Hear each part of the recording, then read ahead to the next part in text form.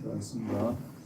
아버지 하나님, 이 금요일 저녁에 저희들을 또 이곳을 기억나게 하시고 또 교전에 모여서 함께 찬양하며 기도하고 주를 쫓을 수 있도록 허락해 주시니 감사합니다.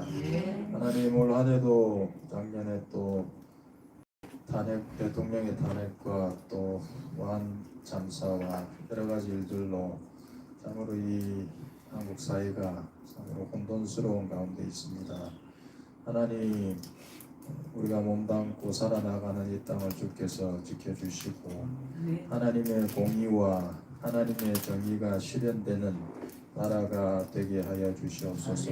정치가 좌우로 나뉘어서 사분오열하고 이 좁아터진 이 땅덩어리에서 사분오열 세대 간 동서간으로 나누어져 있습니다. 그러나 하나님, 우리가 따를 것은 오직 하나님의 말씀입니다. 그 말씀에 비추어서 취할 것은 취하고 버릴 것은 버리는 그러한 주님의 제자들이 다 될 수 있도록 도와주십시오. 그 말씀을 통하여서 또 하나님께서 저희들에게 깨우치시기 원하시는 것들 보게 하여 주시기를 원합니다. 예수님의 이름으로 기도드립니다. 오늘 말씀 누가복음 3장 1절에서 10절까지 보겠습니다. 누가복음 3장 1절에서 10절.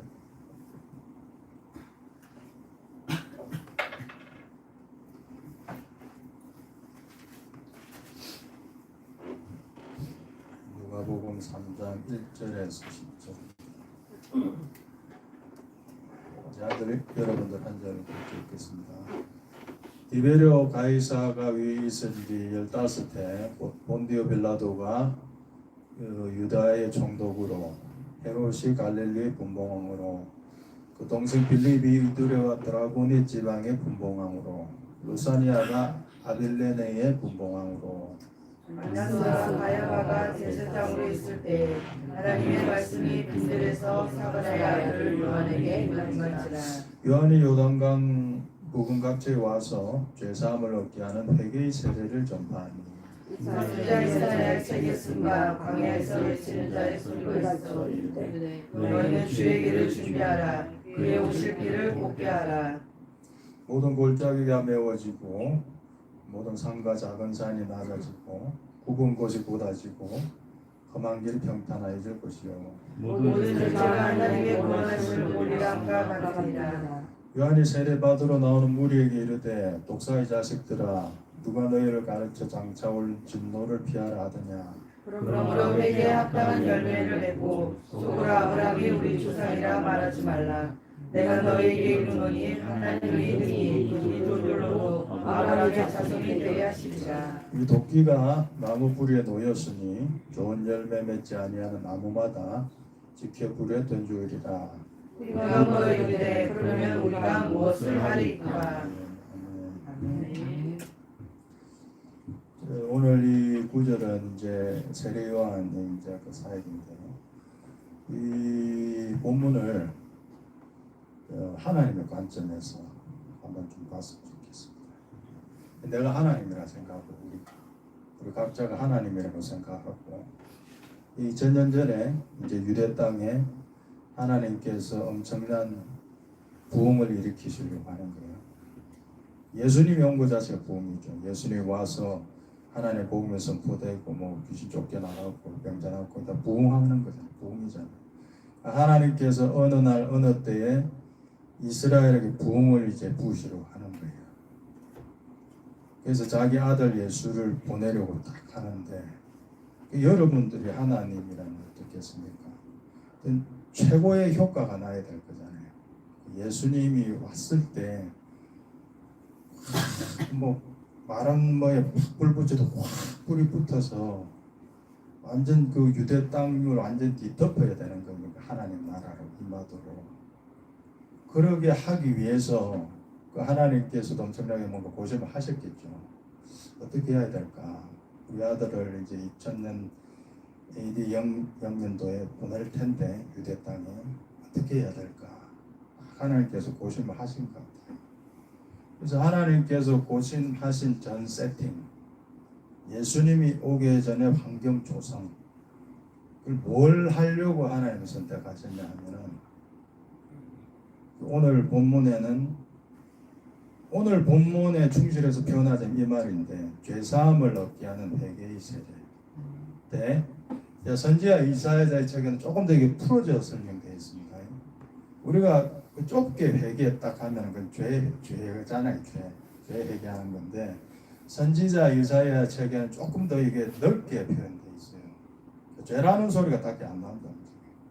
선지자 이사야 책에 어떻게 되어 있습니까? 주의 길을 예비하는 어떤 무브먼트가 일어난다. 유대 땅에.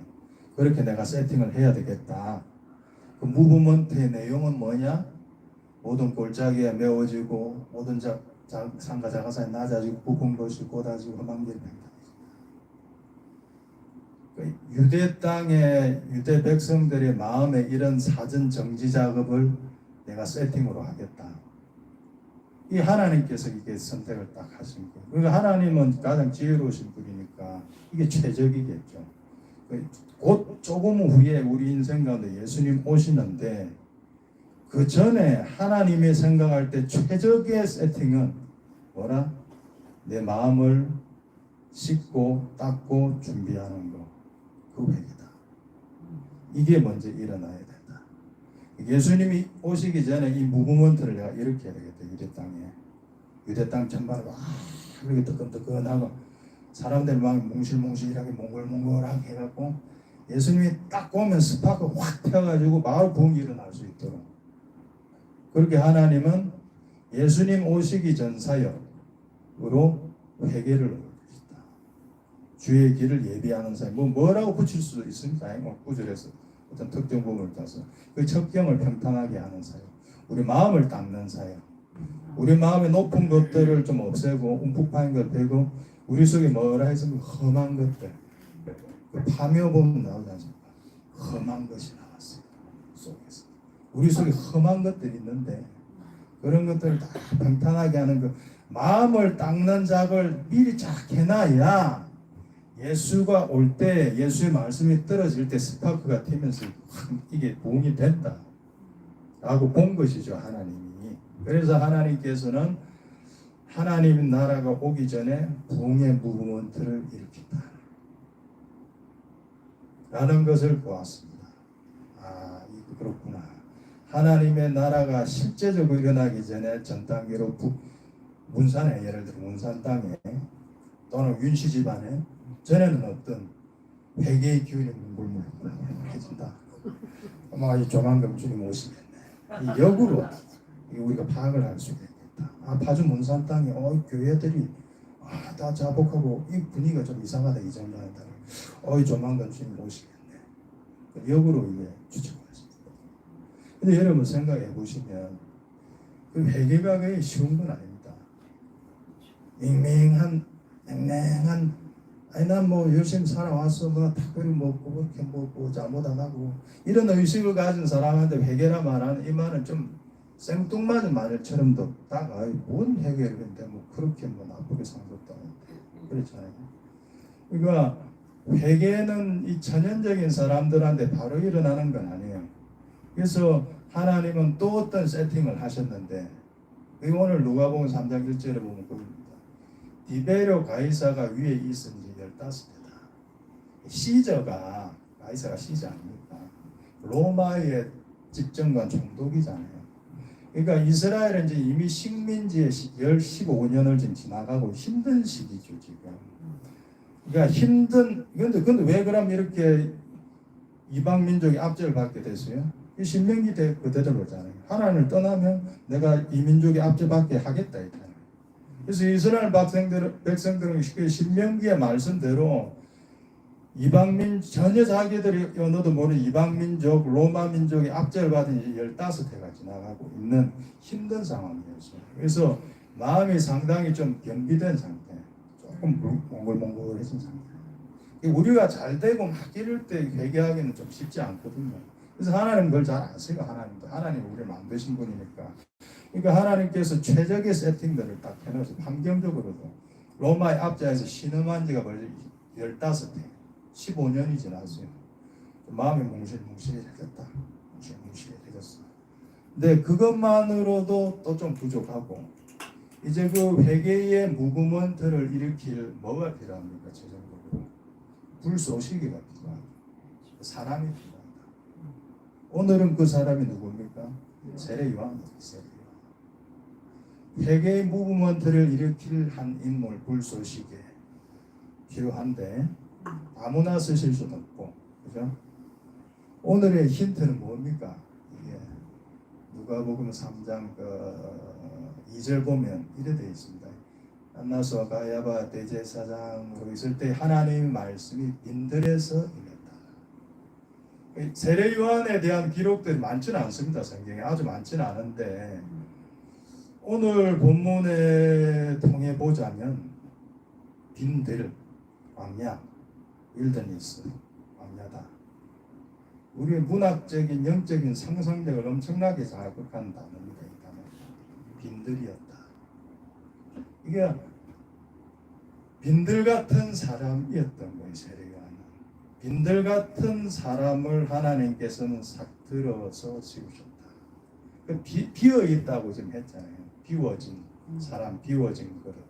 세상 것으로 채워져 있지 않은, 어떻게 우리가 그 캐릭터를 한번 구성해 볼 수 있을까요?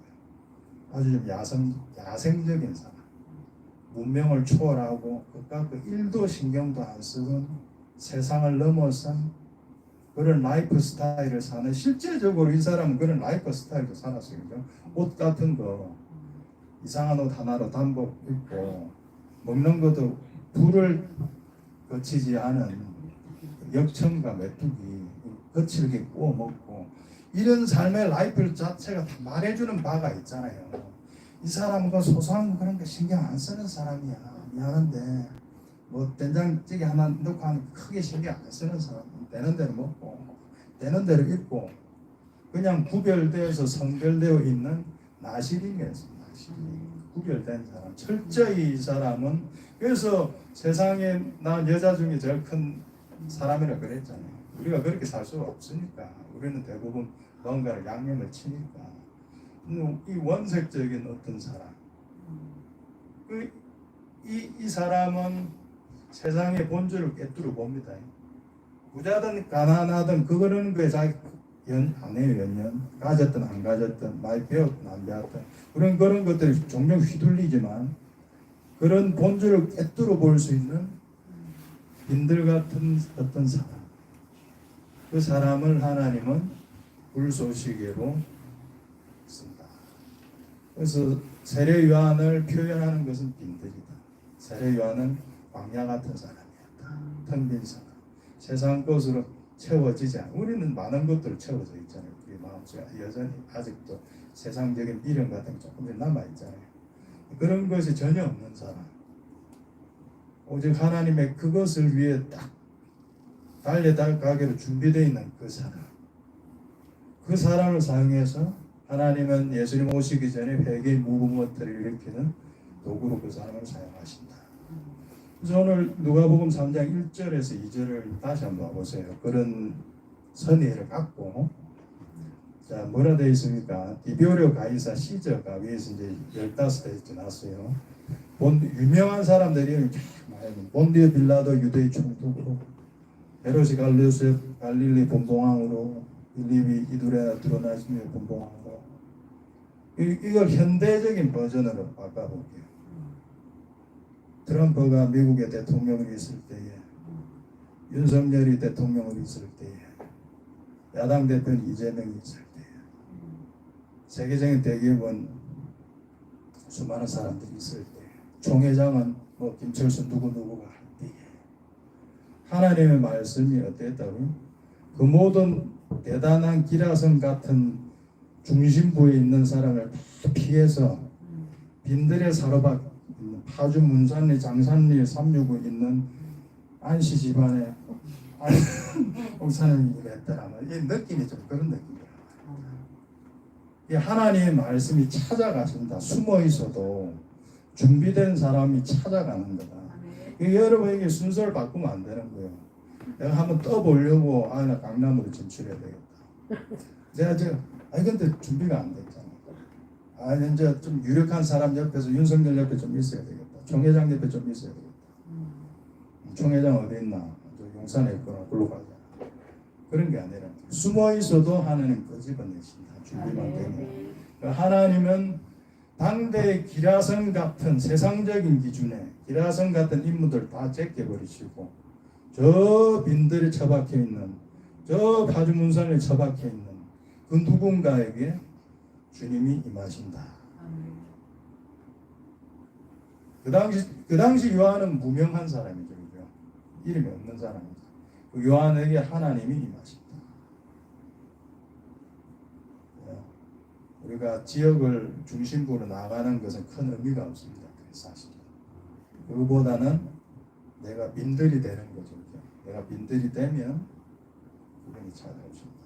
예전에 이제 아이합 갔을 때도 이제 미스티 에드워드라는 여자분이 있었습니다. 제가 나중에 들었습니다. 그 이야기를. 미스티 에드워드라는 여자분이 그 아이합에 이제 그 본당의 제일 구석에 박혀가지고 항상 뭐 기도하고 그러고 그랬대요. 이제 그분이 어느 날 보니까 이제 아이합 찬양 리더가 됐더라고요. 찬양 리더도 되고 이제 미스틱 에드워드가 좀 최근에 유행하는 몇 가지 곡들도 막 쓰고 했습니다. 그 사람의 간증인데 자기는 아이합 그 집회하면 남들이 제일 안 보일 것 같은 어두운 구석 스피커 뒤편 이런 데 숨어 있어. 그냥 자기는 뭐 자격이 없다고 생각합니다. 그러나 하나님께서 숨어 있던 그 사람을 끄집어내서 딱 세우신다. 그러니까 뭔가 조건은 된 거죠. 아무나 그러겠습니까? 그런다고 스피커 뒤에서 뭐 그냥 껍데기를 흉내낸다고 되는 것은 아니겠죠, 그죠? 그러니까 뭔가 하나님이 원한 그걸 맞춘 거죠. 세례 요한은 그 빈들이 되어버린 거고 나시린이 된 것이고 미스틱 에드워드는 뭔가 하나님 눈에 찬 거죠. 그러니까 숨어 있어도 끄집어내서 아이합의 맨 리더를 세워버린다. 그러니까 그 전에 움직이지 말라. 그 전에 하나님이 세우시기 전에 움직여봐야 크게 뭐 낼 것도 없잖아요, 사실. 그래서 봐야 낼 것도 별로 없고. 그래서 하나님의 말씀이 임했다. 그 다음에 이제 누가복음 3장 3절에서 5절 보시면 그 요한이 한 사역이 바로 이제 하나님께서 세팅하기 원하시는 그 사역이었죠. 요한이 요단강 부근 각지에 와서 죄사함을 얻게 하는 회개 세례를 받았다. 그러면 이제 그 밑에 좀 나오죠. 그러니까 이거 결국 우리 내면에 있는 것들을 마음을 다루는 영역이죠. 그래서 지난 주일날 조금 이야기했잖아요, 제가. 그러니까 예수님이 초림 때 오신 목표는 우리 내면의 하나님 나라를 세우기 원했어요. 물리적으로 예수님이 땅에 완전 왕이 돼서 통치하는 것은 나중에 이제 새하늘 새 땅 때 아마겟돈 전쟁이 일고 초림 때는 우리 내면의 하나님 나라를 세우기 원하셨다. 그러려면 우리 내면에 있는 온갖 것들이 마음이 바뀌어야 된다. 흠은 없어져야 되고 하나님 앞에 맞서고 높아진 것들은 깎여야 되고 움푹 빠진 것들은 채워져야 되고 하는 이런 마음의 사역들을 하나님은 다루시기 원하셨다는 거죠. 그래서 이 회개의 사역을 세례 요한이 이제 시작해서 성공적으로 이제 유대 전역에 이제 그런 회개 메시지가 선포되고 뭉실뭉실하게 사람들의 마음이 물렁물렁해지고 이런 상태가 된 거죠. 그러니까 하나님이 원하셨던 세팅이 이제 되고 있었던 거죠. 그래서 이 원리는 여러분 오늘날 우리한테 도움이 지금도 우리가 그런 세팅을 갖추면 그다음에 예수님 오시는 거죠. 그러니까 여러분도 교회 현장일 수도 있고 내 개인의 영역에 그럴 수도 있고 그게 바로 문산 땅에 그거 될 수도 있습니다. 바로 문산 땅에 교회들이 연합해서 어느 시점에 회개하고 막 그러면 바로 문산 땅에 하나님 임하실 수가 있죠. 왜 그런 조건들이 형성이 되는 거니까. 그래서 이제 그런 이제 회개가 중요한데, 근데 그 회개가 아닌 것은 뭐냐 하면은 우리가 최근 이제 한 몇 주간 이제 금요철야 설교를 통해서도 제가 언급했던 것인데, 그러니까 지적인 동의, 의식적인 수준의 동의 이런 건 회개는 아니잖아요, 그죠? 우리가 이 죄를 하면 내가 손해를 보니까 회개해 이런 것들은 다 회개가 아니라는 거예요. 그러니까 하나님 안 속으신다. 회개가 아닌 것을 회개해 놓고 나는 속아요. 나는 나는 회개했는데 또는 나의 말을 듣고 내 주위의 사람도 내 말이 쏙는데 하나님 안 쏘으신다. 단순한 지적인 동의, 의식적 수준의 동의는 회개가 아니다. 그런 것 회개했기 때문에 천국 간다고 가르치면 그 사람 소경된 지도자다. 그렇게 할 수 없다. 왜냐하면 오늘 누가복음 3장 7절 9절에도 이야기하고 있잖아요. 9절 끝에 보시면은 좋은 열매 맺지 아니하는 나무하다 찍혀 불에 던진다. 이건 짧은 한 구절이지만 구원론입니다. 구원론. 좋은 열매를 맺지 않으면 찍혀서 불에 던지는 게 뭡니까? 지옥 가는 거잖아요. 찍혀 불에 던지는 걸 보고 천국 간다고 말할 수는 없잖아요. 찍혀서 불에 던진다. 누가요? 유대인 중에 믿는 사람 중에 네가 회개의 열매를 적절하게 네 인생을 통해서 못 보이면 너는 지옥 간다고 하는 이 구원론을 새로운 것도 아니고 세례 요한이 우리가 말씀했단 말이에요. 그런데 전염이 좀 안 되거든. 네가 조금 지적으로 조금 뉘우치고 마음속에 약간 자책을 가지면 넌 회개한 거예요. 그게 아니라니까요. 그래서 마가복음 6장 20절 보면 헤롯이 이런 말을 헤롯이 요한을 어렵고 거룩한 사람으로 알고 두려워하여 보호하며 또 그의 말을 들을 때 크게 번민을 하면서 달갑게 들었습니다. 헤롯이 세례요한이 직선적인 말씀 탁탁 할 때 질렸단 말입니다. 내 가늠한 거, 동생의 와이프 취한 거 질렸단 말입니다. 그래서 어떻게 했다고요? 번민하면서 달갑게 들었다고요. 그럼 소경된 선지자는 그럼 당신 마음속에 자책이 있네, 당신 천국 가겠습니다 라고 하면 안 된다. 결국 헤롯은 결국 지옥 갔잖아요. 그럼 이건 뭡니까? 이래 놓고 또 간음을 저지르잖아요. 헤롯은. 이런 사람들은 마귀가 갖고 놉니다. 나중에 마귀가 갖고 놀고 마귀의 결국 최종적으로 마귀의 도구가 돼요. 그러니까 세례요한 목 자를 때 헤롯이 사용되잖아요. 그랬잖아요. 근데 범인했는데 자기도 그 죄에 대해서 달갑게 들었는데 그런데 열매가 없었잖아요. 그러니까 단순히 가학적으로 그래 내가 죄인이지, 내가 잘못했지, 내가 후회하는 그게 회개가 아니다. 그게 회개가 아니다. 그 정도 수준으로는 그러고 돌아서서 네 한 주에 또 똑같이 저지르지. 너 마귀한테 갖고 놀면 마귀한테 갖고 놀면서 얼마나 재밌어 하는지 아니? 그런 사람은 결국 지옥 가는 거예요. 그래서 하나님이 말씀하신 이 회개 무브먼트, 회개의 수준이라는 것은 깊은 차원입니다. 깊은 차원이에요. 그래서 요엘서 2장 12절 13절 보면 여호와의 말씀에 너희는 이제라도 금식하고 울며 애통하고 마음을 다하여 내게로 돌아오라 하셨나니 너희는 옷을 찢지 말고 마음을 찢어라. 그러니까 어떤 의식적인 문화적인 액션으로 회개했다 하지 말고 그런 거 말고 나는 진짜 네 마음 신비를 보겠다는 거예요. 네가 진짜 해결했는지 내가 그걸 보겠다고. 그래서 회개가 진짜 회개가 되려면 뭐가 있어야 됩니까? 오늘 보면 뭐라 나옵니까? 열매잖아요. 열매. 누가복음 3장 7절에서 9절 회개에 합당한 열매를 맺어라. 그럴 때 하나님은 이제 너가 윤회를 네 회개했구나 인정한다는 거예요. 립 서비스로 말로만 좀 회개했어요. 그저 제가 참 저도 나쁘게 생각해 뉘우쳐요. 알아서 일단은 보려고 중립 끼워놓고 지켜보겠다니까. 내가 또 그거 하는지 한 달 후에. 지금 내가 좀 필 받아서 알았어. 결단하는데 오케이 좋아. 한 달 후에 보자. 한 달 후에 그 죄를 똑같이 내가 저지르고 있다. 회개 안 한 거죠. 그러면. 회개 안 한 거죠. 회개에 합당한 열매를 보이지 못했다. 그렇다면 그 회개에 합당한 열매를 보이지 못한 그 사람은 지켜 불에 던지운다. 이것이 과연 협박인가? 진짜 진리인가? 진리잖아요. 진리. 그래서 이 열매라는 것은 뭡니까 여러분? 시간이 걸리는 거예요. 열매가. 나무에 사과나무에 사과가 열리려면 적어도 봄, 여름, 가을까지 가야 되잖아요. 네 시간, 네게 주어진 인생이라는 시간을 통해서 증명해봐. 네가 회개했다며 증명을 보여줘 나에게. 그럼 내가 믿겠어. 그럼 너는 구원이 보장되는 거야. 말로 회개했다. 말로는 자책한데. 근데 삶은 똑같은 그 죄악의 열매 계속 거쳐요. 그러면은 하나님이 어떻게 그 사람을 회개했다고 말할 수 있으면 그 사람을 어떻게 하나님 빛의 나라로 넣어둘 수 있겠습니까? 못하죠. 못하는 거. 그래서 회개의 열매를 보여야 하는데 이 지점에서 이제 그러면 회개의 열매가 각 사람마다 다 다를 겁니다. 다른데 회개의 열매가 돈일 수도 있는가? 어떻습니까? 회개의 열매가 돈일 수 있냐고. 네, 그럴 수 있어요.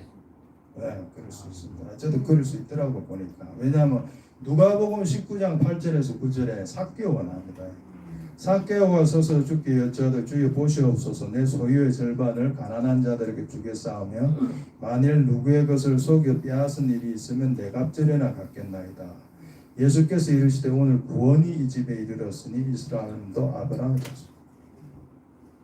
돈으로 구원 받더라고요. 그 자기가 아마 수백억 벌었겠죠. 삭개오니까 세리장이니까 수백억이 한 100 드리고 토색한 건 4배 받겠습니다.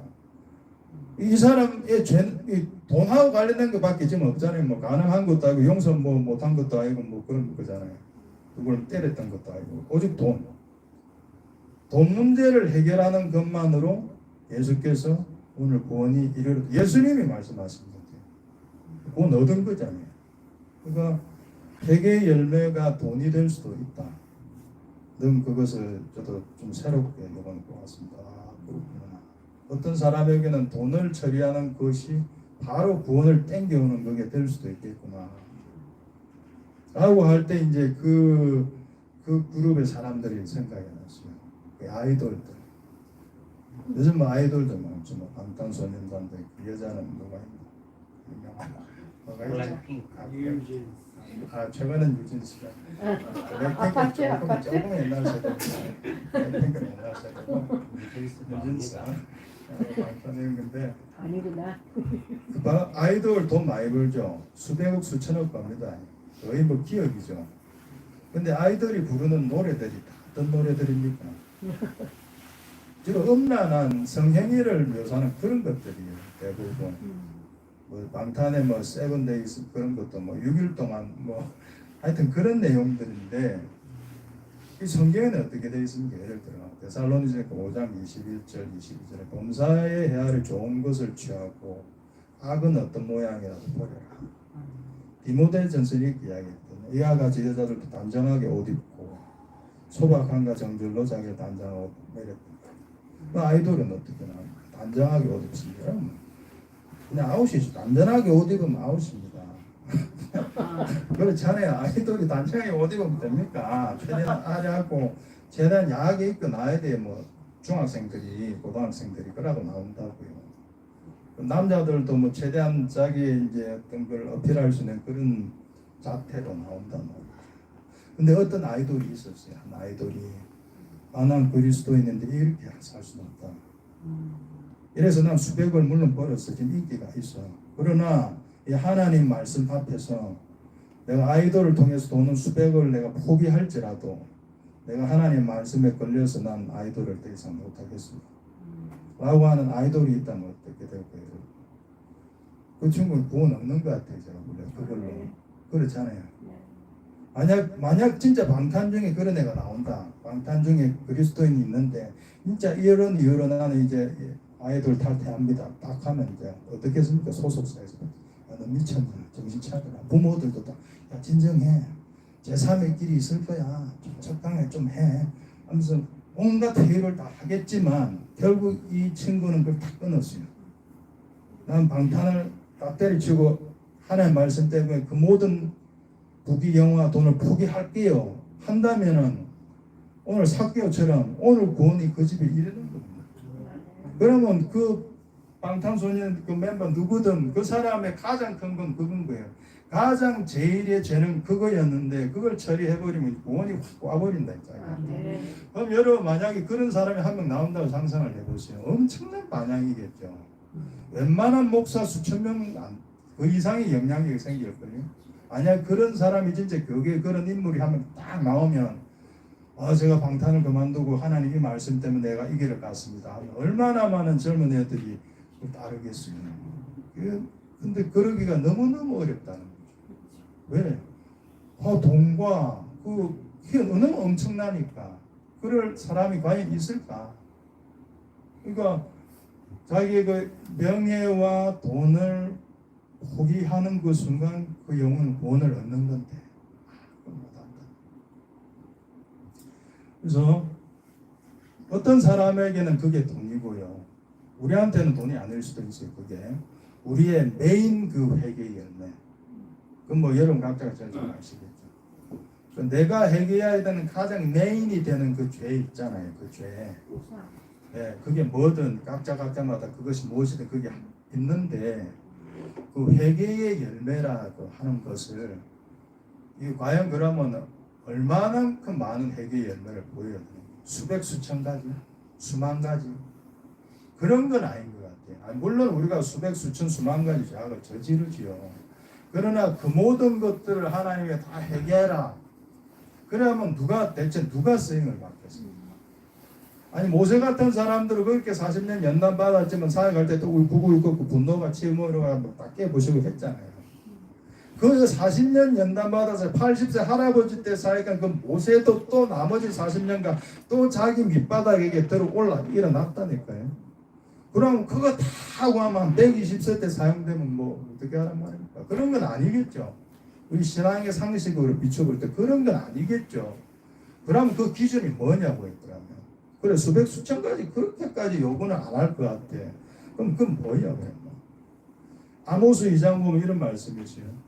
모압의 서너 가지 죄로 말미암아 내가 그 벌을 돌이키지 아니하리라. 아모스 2장 6절에 이렇게 되어 있습니다. 여호와께서 이와 같이 말씀하 이스라엘의 서너 가지 죄로 말미암아 내가 그 벌을 돌이키지 않으리라. 한 서너 가지 정도 된답니다. 한 서너 가지. 여러분 인생에 굵직굵직한 한 서너 가지 죄악들이 있대요. 그것들을 처리하면 돼요. 삭개오는 그게 돈이었어요. 그래서 삭개는 그 한 가지를 처리했고 그는 구원을 바로 얻었어요. 아이돌은 그런 미래에 다가올 엄청난 부와 명예를 다 한 방에 포기해버렸는데 이 사람 가장 강력한 게 소액에 말로 이제 구원 얻는 거예요. 그런 회개의 열매가 분명하게 있는 거죠. 우리한테도 하나일 수도 있고 두 개일 수도 있고 서너 가지일 수도 있다. 그 여러분들이 본 그거를 처리를 해 나가면 된다. 그래서 그런 의미에서 여러분 약간 이것은 뭐라고 할까요? 점진성입니다. 점진성. 하나님이 여러분들이 한번 딱 비출 때 내가 하나를 봤어요. 그 하나 회개하면 된다. 하나님이 빛 비출 때 내가 하나밖에 못 봤는데 10개 본 것처럼 하려고 하면 되지도 않아요. 그러니까 본 거 그 하나 그거 열매로 보이죠. 그 말이죠. 그러면은 그렇게 해서 또 가다 보면 또 어느 날 또 하나님 또 빛 비추시죠. 그럼 그때 또 한두 개 또 탁 드러났어요. 그럼 그 또 한두 개 끙끙끙끙 되면서 결국 열매로 우리가 보이면 돼요.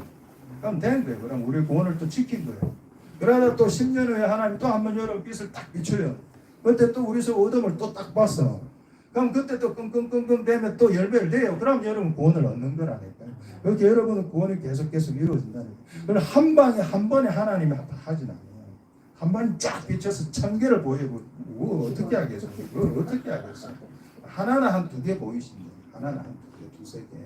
이스라엘의 서너 가지 죄로 말미암아 내가 돌이키지 아니하는다. 점진성이 있습니다. 점진성. 그래서 하나님은 그런 의미에서 이 점진성이라는 것 자체가 하나님의 공의로우시네요. 그러니까 네가 아는 만큼만 내가 어떻게 할게요. 네가 알게 된 것 처리하면 오케이. 그거 처리 안 하면 지옥. 네가 모르는 데서는 일단 난 보리. 이게 하나님 공의다. 그래서 누가복음 12장 47에서 48에 이런 말씀이 있습니다. 주인의 뜻을 알고도 준비하지 아니하고 그 뜻대로 행하지 아니한 종 많이 맞을 것이다. 알지 못하고 맞은 일을 행할 종은 적게 맞는. 이게 공의라. 공평한 재판. 공평하시잖아요. 그 사람은 그 죄질을 자기는 평생에 몰랐어요. 자기는 진짜 몰랐어. 그러면은 그에 대해서는 주님 참작한다는 게 참작한다. 근데 하나님 빛 가운데 탁 들어왔어요. 여러분 봤어 그거를. 근데 처리 안 했다. 그러면 하나님 뭐라 하신다고. 그런 의미에서 하나님은 공의로우시다. 그러니까 야고보서 3장 1절에 뭐라 했습니까? 내 형제들아 너희는 선생된 우리가 더 큰 심판을 받을 줄 알고 선생이 많이 되지 마라. 기준이 높다 말이죠. 그러니까 여러분 설교자 나에 대한 하나님의 기대치는 엄청 높다고. 여러분들이 면을 하시고 방언하고 방언 통역 환상을 보세요. 그러면 하나님 여러분들의 소진이 엄청 높여버린다니까요. 저는 이제 그런 초반에는 그런 생각을 자꾸 합니다. 그러니까 아니 방언을 하고 예언을 하고 환상을 보고 신유에서 사람 좀 맞고 뭐 음성 좀 듣고 지식의 말씀 좀 듣고 해. 근데 그런 거 전혀 모르는 사람보다 어떤 일을 선택할 때 더 미성숙하게 선택한단 말이에요. 그러면 그 사람이 그게 다 뭐냐 도대체가. 예수에 대해서 1도 모르고 음성이 뭔지도 모르고 환상을 본 적도 없고 그런 사람이 뭔가를 선택할 때 오히려 더 성숙하게 선택을 하는데 어떤 사람은 그거 다 보고 다 느끼고 다 해놓고 정작 선택은 이상하게 하면은 심판이 이쪽이 더 세죠. 야 내가 그렇게 보여줬는데 이거밖에 못해 이래 나오시잖아. 그게 하나님의 공이라니까.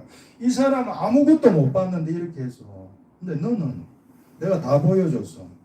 그래 음성 다 들려줬어. 환상 다 보게. 근데 니 뭐하고 있어 그럼. 이래 돼버리면 어렵다 이게. 그래서 하나님은 진짜 공평하시다. 공평하신 하나님이 많이 받은 자에게는 많이 구하신다. 자 이렇게 했을 때 이제 마지막 이제 10절에 이제 뭐라고 이야기합니까? 무리가 물어가로되 그리하면 우리가 무엇을 하니까? 이제 여러분 각자의 이제 숙제 같은 겁니다. 주여 올 한해 우리가 무엇을 합니까? 그러면 이제 뒤에 쭉 나옵니다. 세리한테는 야 토색하지 마라. 군인한테는 너는 저기 안포하게 하지 마. 이런 것들 쭉쭉 나옵니다. 여러분한테는 또 다르겠죠. 여러분의 빛을 통해서 봤던 그거를 이제 처리를 하고 올해 내가 이제 마음속에 그 부흥의 기운이 뭉실뭉실 오르나면 주님께서 현격한 차원으로 또 한번 우리에게 임재하신다는 거죠. 2000년 전에 3년간 하나님께서 예수님을 통해서 강력하게 예루살렘 부흥을 부으신 거잖아요. 3년간. 이게 10년, 20년 가지 않죠. 3년이라는 시간이었죠. 한시적인 기한, 제한된 지역에서 부흥이 일어나죠. 그것이 이제 여러분 마음속에도 이제 우리 마음속에도 일어나야 되는 거니까. 그를 가로막고 있는 우리 속에 어떤 높아진 거, 움푹 파인 거, 휘진 거, 흉한 것들을 처리하는데 어디에서 붙어입니까? 라고 하면 내가 너한테 미리 지금 먼저 보여줬고 그거부터 열매를 보여. 그럼 그 열매는 뭐라고요? 하루아침에 되는 건 아니다. 요번에 유튜브 보니까 그렇더라고요. 중독이 되면 머리 시냅스에 두뇌에 그 길이 생긴답니다. 그거 형성하는데 6개월, 그걸 없애는데도 6개월. 그러니까 내가 술을 끊으려면 6개월간은 알코올을 끊어야 이 시냅스가 딱 끊어지는 거예요. 그럼 그때부터 이제 자기는 플러스 마이너스 제로가 돼서 이제 대등하게 이 알코올과 싸울 수 있는 수준이 되는 거예요. 그게 6개월이라. 열매를 맺기까지 여러분이 끙끙 대겠죠. 이거 해야 되나 말아야 되나 뭐 하겠죠. 그러니까 결국 이제 올 가을에 열매를 내면 좋다 이 말입니다. 근데 그게 안 되면은 원을 이룰 수도 있다. 그래서 올 한해 여러분들 삶 가운데도 그러한 역사가 있기를 바랍니다.